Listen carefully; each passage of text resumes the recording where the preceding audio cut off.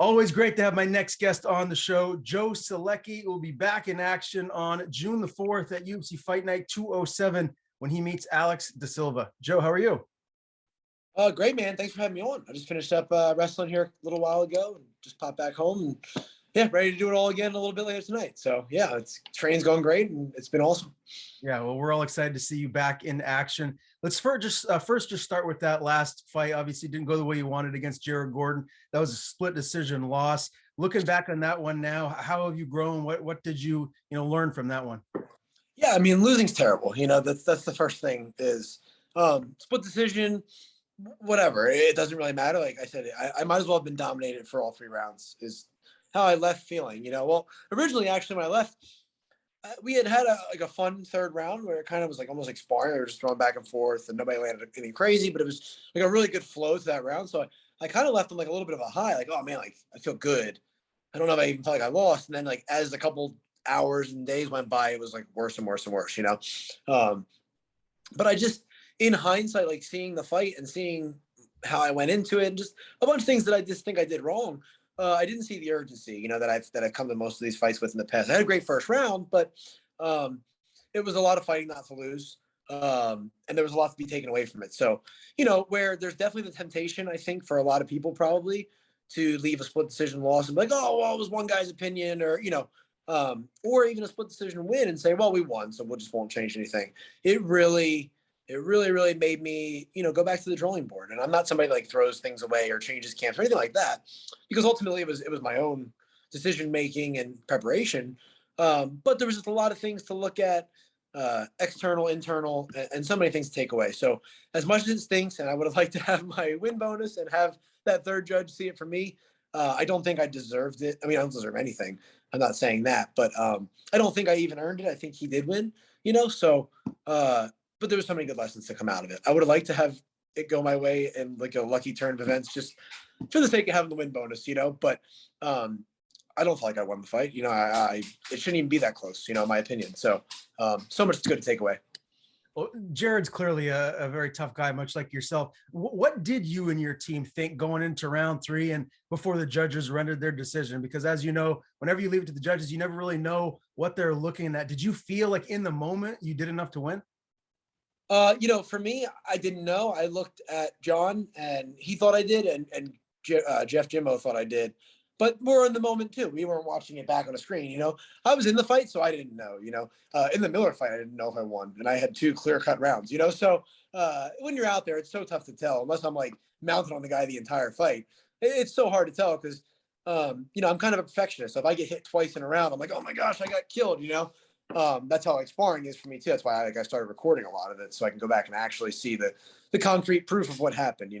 So it's so hard to tell, but I really think it depends on what you're watching for. He had 2 takedown attempts where he got my hip down, I popped up and got off the fence right away. Some guys might see that as I defended. Some guys see it as him being aggressive. He had some volume where it was like kind of, soft jabs that were getting through and he was landing more. I had a couple more shots, had a little more pop on it. I don't even know how you score that. Ultimately, like I said, if I get that takedown attempt that I had and I would have put a little more behind it or set it up better, we wouldn't even be having this conversation. I'd have put him on his butt and maybe finished him like Dawson did. Probably not. He's super tough, but it would have been enough to be like, oh, I did the only significant thing. So, if I wanted it that bad, I should have put him on his butt or put him on his butt with a punch, and I didn't do it. So, who the heck knows? But in hindsight, I am glad it happened this way because, a lot of goods come from it. How do you feel like you've grown the most? Is it more just mentally, the mental side of the game you've grown from this loss to Jared?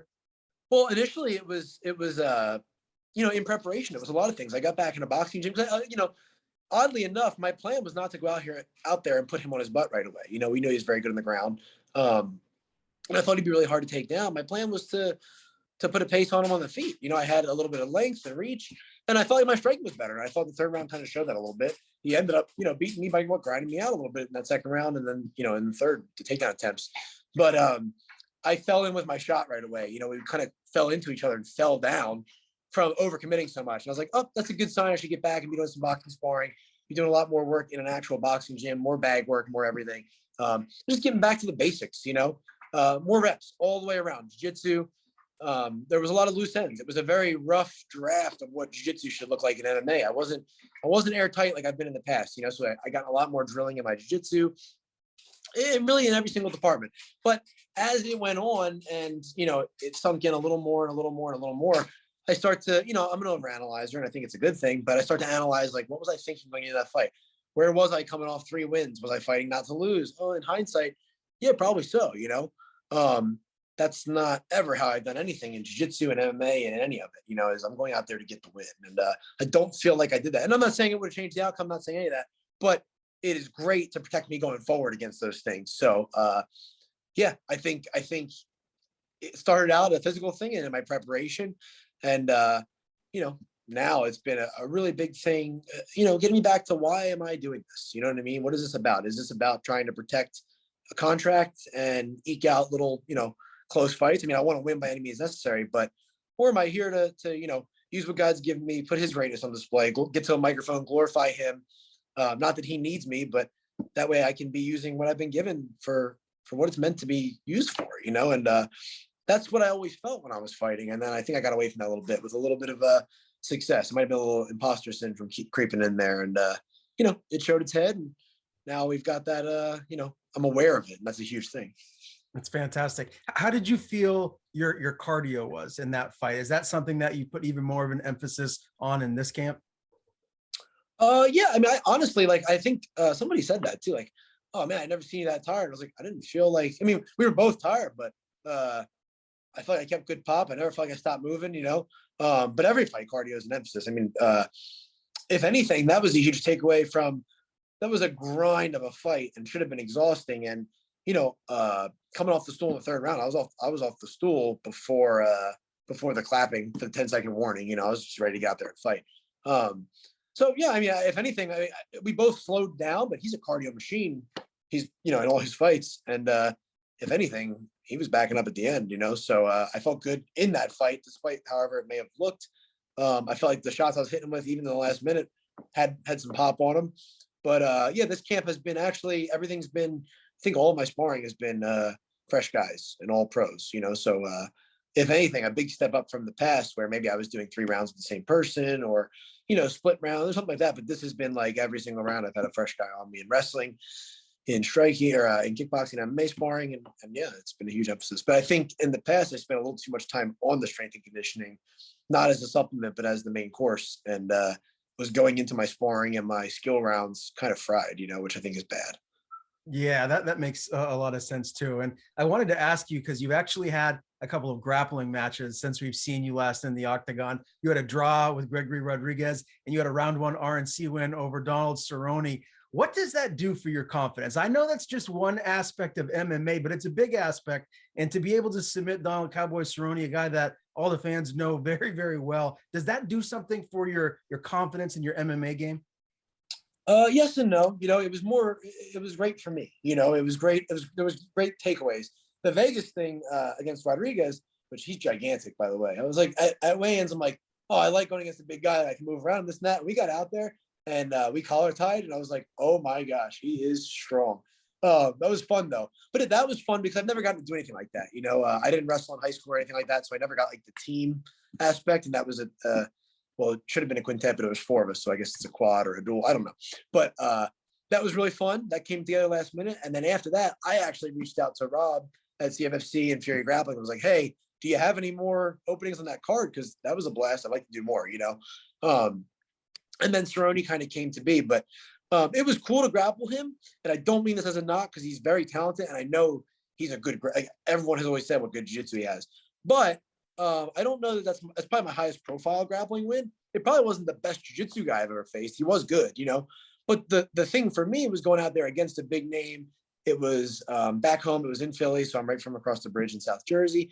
I got to bring my wife and my daughter and have my lifelong coach, John Hassett, in my corner. So, like, that was cool because, like, what we were talking about before was, like, why am I at this? Like, if it's just to make a living, there's a lot easier ways to make money, It was the stuff of going, man, like, this is fun. I'm going out here to go out there and compete and beat this guy. And for the pure essence of competition, there was a flat pay for it. So it wasn't like the show win. It was like, no, money's coming. I'm going out there to put on a great performance and to go after a win and remember why I really love this stuff, which is, that's how I started, was competing every other weekend in jiu-jitsu, So it was fun, more than anything, but it was a high profile thing. But the thing that's so funny and has been hugely eye-opening for me is, again, talking back to, the meaning of all this is like, when I beat him, I was like, for a long time, I've always been looking for like that signature win. It's like, oh, then I'll get the attention. Not that I don't like attention, but I always thought it would like turn my career upside down overnight, and I'd get like a lot more endorsement or whatever it is. I was like, maybe beating Cerrone's that. Like the headline read like, Donald Cerrone loses at Fury Grappling. It had nothing to do with me. And it wasn't a mad thing. That was like the biggest eye opener for me, being like, yeah, like that's not how it's meant to go for me. You know what I mean? Like, I got a great experience. I got to make a great paycheck out of it. And I got to spend time with my family, my lifelong coach, all this stuff, and get a win. That's awesome. Like, am I doing it so Yahoo News puts my name in a headline, or am I doing it for the things I just talked about? And that was just a big, big eye opener more than anything. I think out of everything I've done so far, other than maybe the Contender Series, that was like the biggest game changer for me, walking out of it feeling like a changed person.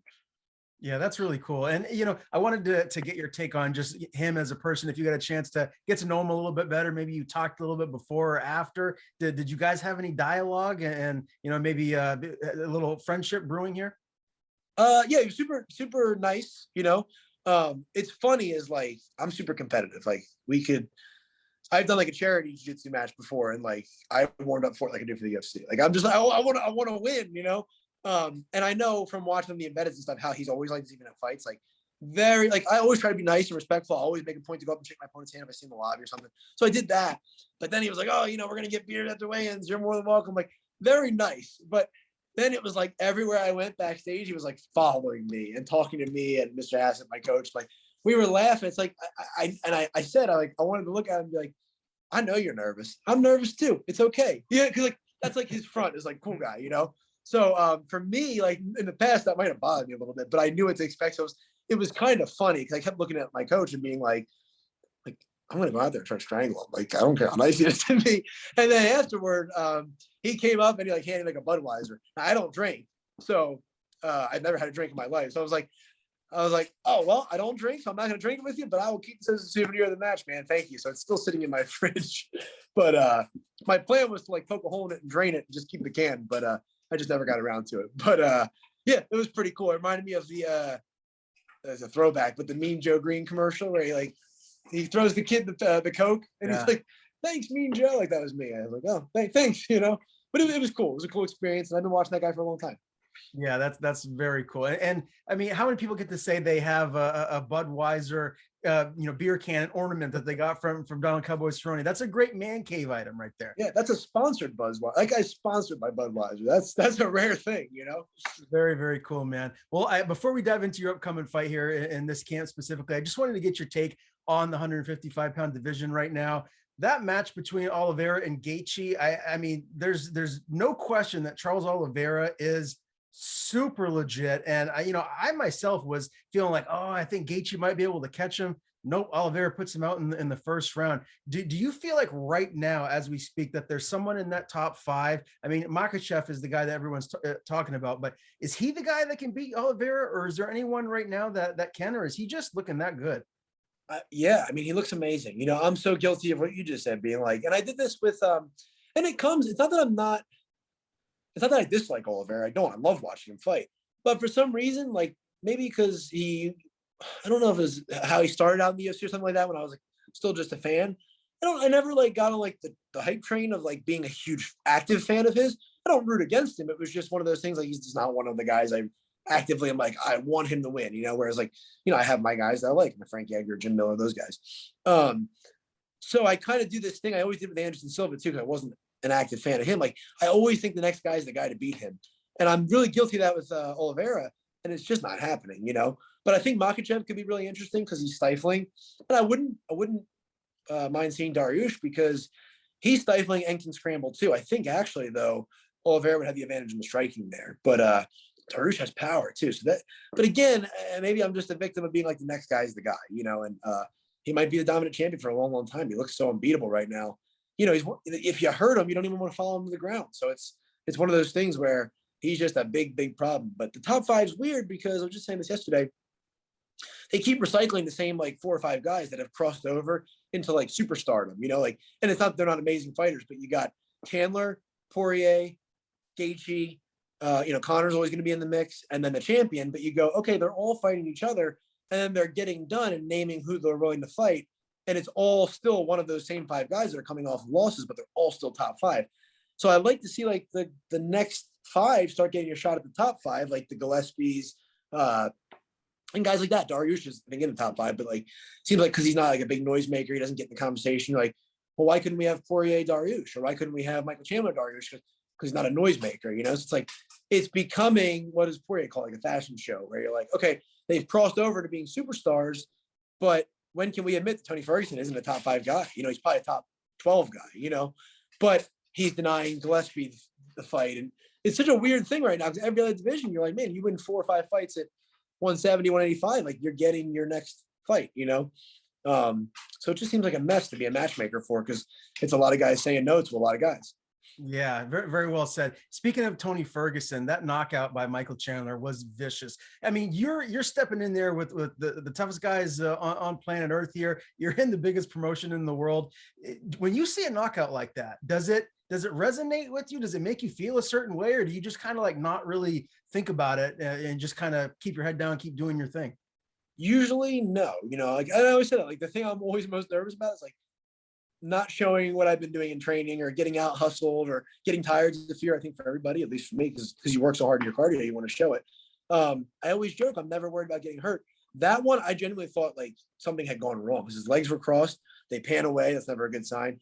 2-3 minutes has gone by. You see in the background, his legs are still crossed. You're like, is this guy like, this is one of those things where he goes to the hospital and, you know, God forbid he passes away later or something.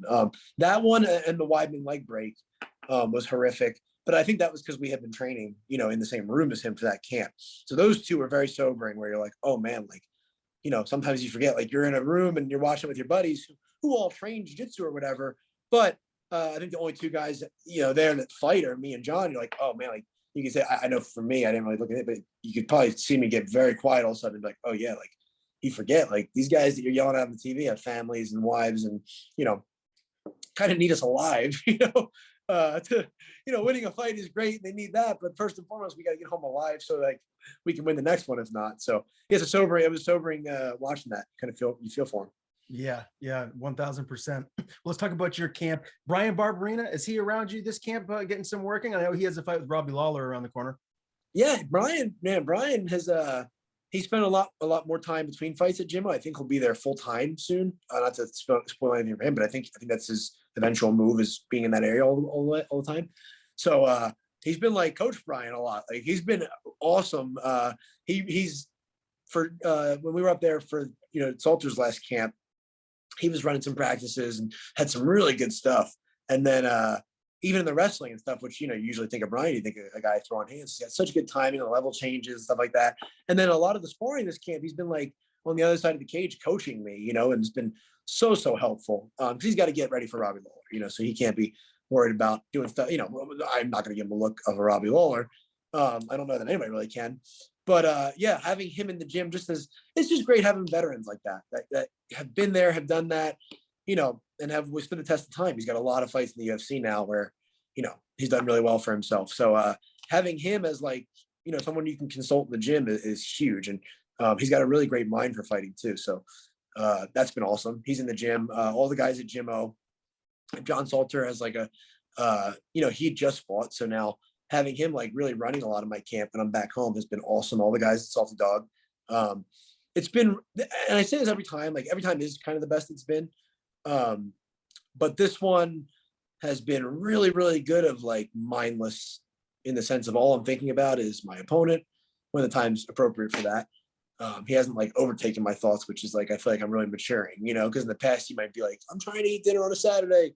Compartmentalizing has been good, but mindless in the sense of I walk in and I know, I don't need to know. They're going, you're going to spar this guy, that guy, that guy. I got your conditioning after this. I got this, just train, you know, and that's been huge. And then, you know, I always work with my boxing coach, Chris Cal, but I have reduced my travel a lot this camp to just Wilmington and Charlotte. So the thing I've been talking about a little bit, probably not enough, is we have a kickboxing coach that moves to town here, which is like, we have some kickboxing in town. I'm not saying that, but just like that expert, you know, and we have a guy, Alan Branch, who was a friend of mine. And we got introduced, and I kind of thought like, Mr. Hotshot, I'm doing a favor. Like, yeah, everybody says they know kickboxing. I just want to, like, even more so than jiu-jitsu, it's like there's a lot of people in that industry where like they say that and they're actually a cardio kickboxing guy or something. I was like, yeah, I'll work with your friend as a favor to, whatever. So like you can stop nagging me about it. And this guy came in and like I started looking him up. I'm like, this guy knows his stuff. He's trained guys that have fought for WBC boxing titles, stuff like that. This guy, Alan Branch, been a huge help. I've taken him on as a kickboxing coach of mine. And that's been fun. That was right before we got the fight. So, if I go out there and don't look up to standard, don't go blaming him. But it's been really, really fun for me because he challenges me a lot, and that's what all the other coaches do so well. John beats the crap out of me, and in wrestling and jiu-jitsu and sparring. Jeff challenges me on a lot of things because he's so well versed in everything. I mean, everything Jeff has me do is difficult. The conditioning and the sparring rounds he plans for me and everything. And it's the same thing in the kickboxing now, where Alan doesn't care what my background is. That I'm, I have 4 fights in the UFC. This and that's like doesn't really mean anything to me. I'm boxing, kickboxing. Like, you're not doing that right, and he really challenges me and makes it fun. And that's the thing. The thing I've been talking about the entire time we've been talking right now is like getting back to my roots of like having fun, competing, being challenged. But the other thing is I came up from a lifelong martial artist, like traditional martial artists. Jiu-jitsu was very much a traditional martial art when I got into it. And I've gotten so into like, I'm a prize fighter right now. I'm fighting. I got to fight. I got to focus on repping the things that I do. And like, we've got back to so much, even there's some principles in there, like in the kickboxing of like traditional martial arts thinking of like being in the present moment, things of that nature that like, it really, it's just been such a good experience for me all the way around with all these guys. So I have to thank the whole team as usual. And of course, my lifelong coach, John Hassett, will always, I don't think anybody's going to be able to overtake what he's done for me in my life and my career, as a martial artist. Getting up there at the sorority match was really, really fun because just I tried to get up there. It was another excuse to go up there, and anytime I can get up there and not on my own dime, that's even better. But we went up to the Abu Dhabi trials, got to hang out with him, have him corner me all day. Same thing for the sorority match. That's the biggest match I think the two of us have been in together. And that meant a lot to me. And every time I get around him, there's just some life lesson that's, being taught where I feel like I'm 7 years old in the gym again, just like, please, more and more and more, and it's been really, the whole experience from last fight to now has been like one giant camp. And it's just been a life changer and a game changer. So I'm excited to show it on the 4th. That's my whole goal, Before it was like, I got to watch this guy doing that, or I don't want Gordon to tire me out, whatever it is, and right now I know I'm going in there the best I've been spiritually, mentally, physically. I'm a better man than I was last time, whatever it is. And I just got to show it. That's my biggest concern. If I come out there and show it, then the results should take care of itself. And it sounds like listening to you talk, training with Alan Branch there, you're kickboxing. Have you noticed that you've just kind of evolved a little bit on the feet? Yeah, well, I spent a lot of time in the boxing gym before that, between fights. Like I even down to like having a smoker. I don't know if I'm supposed to be doing that when I'm a UFC fighter, but it just kind of, they said it was a sparring day. Ends up being a 3-round smoker, like the whole gym standing around cheering, hooting, hollering against the guy who's much better than me. But so I was doing that. And then, I've been working with Alan for like the last 2.5 months or so. So yeah, anything that's coming out good is going to be credit to him, Chris Goud, Jeff Jimmo. But it's going to be a process of drilling this stuff, but it's just been getting me thinking again, getting me working on strategy. It's been advanced basics. So it's stuff that I can implement right away. And I hope to show on June 4th. Yeah. But I think it's the culmination of those 3 guys really. And then, putting it into place. All right, let's talk about your opponent, Alex De Silva. He's 21-3. He's coming off a UD loss to Brad Riddell. Well, what do you know about him stylistically? What kind of a fight are you expecting him to try and bring to you? I think he's well-rounded. I think he's well-rounded and he's dangerous in the sense he's a very fast twitch, very explosive. And this is not a knock on him. This is a compliment. I don't think he thinks a lot before he throws. I think he's just ready to get out there and throw those shots. If I'm not careful in the first 2-3 minutes, it could be like DC Anthony Johnson 1, where he's fighting back and face planting in the first exchange, So he's super dangerous, super well-rounded, and he's got a great level change. He's well-rounded in the sense of he might be hitting you once clean and then dipping underneath with that level change and be on your hips, and that's not a fun place to spend the fight. So I'm aware of that, trying to worry 95% about me, because if I fight how I fight, I do think I'm a bad matchup. I think I don't think he's an easy matchup if I fight how I need to fight.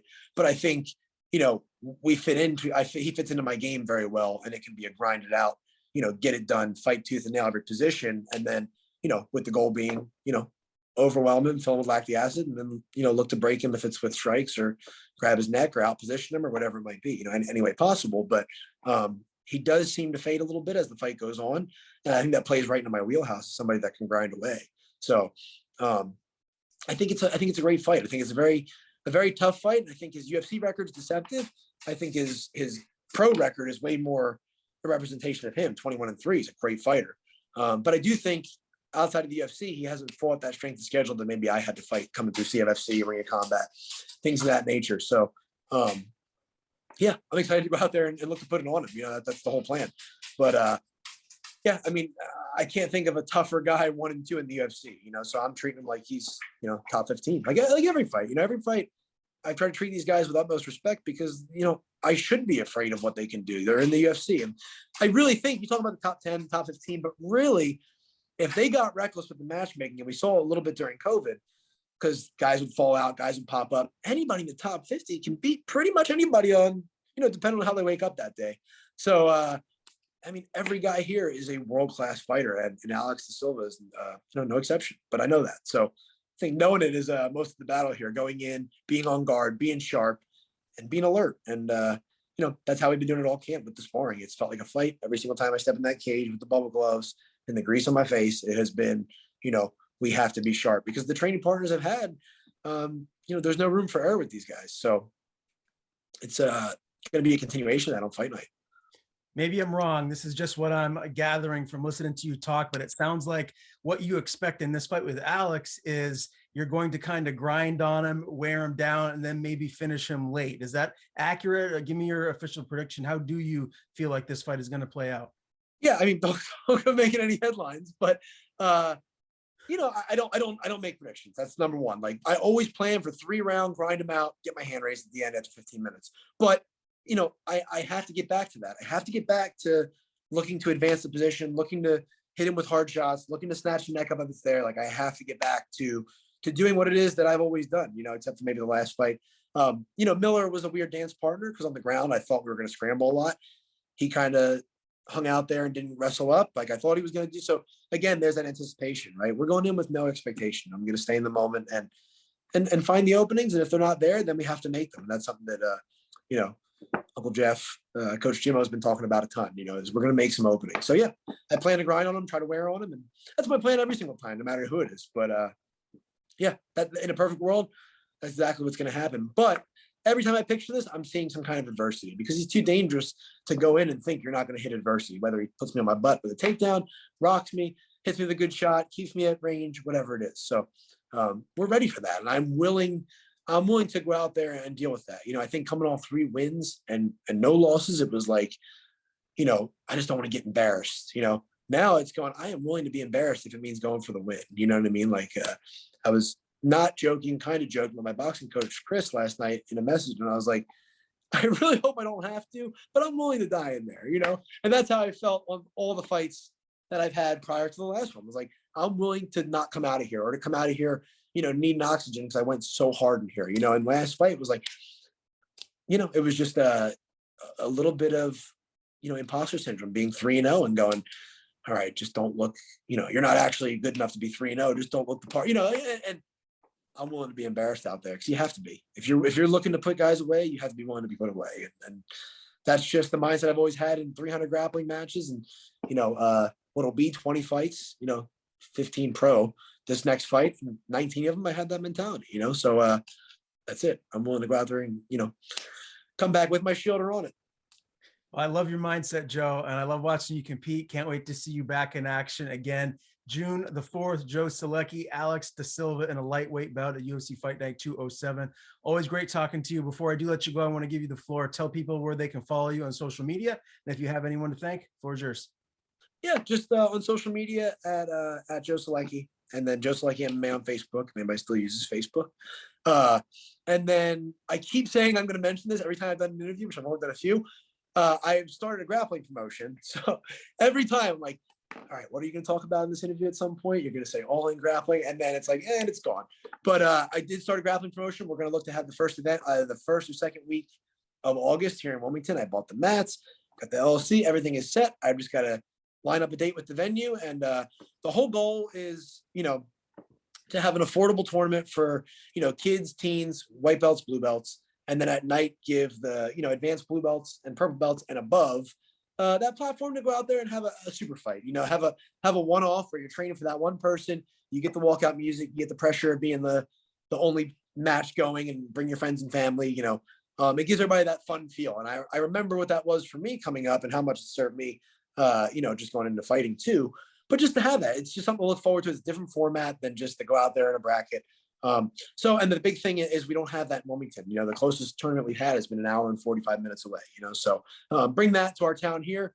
And the whole goal is eventually to go, Wilmington, Charlotte, North Carolina, Myrtle Beach, maybe, that Carolinas area, maybe quarterly. So if everybody can keep an eye out for that, and if they want to go follow that, that'd be awesome. It's All In Grappling, one word, I think, on Instagram and Facebook.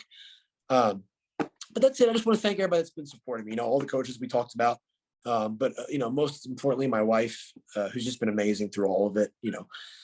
I'm working every day, and I'm helping out with our daughter, of course. But she's doing the same thing and has to deal with work around my schedule and me traveling, and it's not easy for her. It's super tough. I don't give her the luxury. She doesn't have the luxury of being able to stay home because I haven't had that many fights yet. I haven't had the success that we would need for that to happen. So she's just been so supportive through it all. And my crazy daughter, man, she's been awesome. And knowing that she loves watching fights now.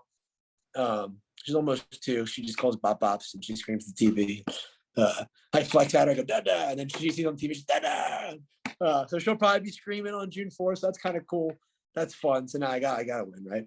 But just want to thank them and everybody, man. We have so many good friends and family that it really does take a lot of effort, especially for what we do. Because if you're going to do it right, you're going to travel to get the best training, and you're going to, really dedicate yourself. Like there's times where my wife's been at work and I have to go train, and friends of ours have watched our daughter for us, or my family has, or whatever it is. So just appreciate all those people, because they're not in there grappling and sparring with me, but that is just as much a part of getting to June 4th as the training is.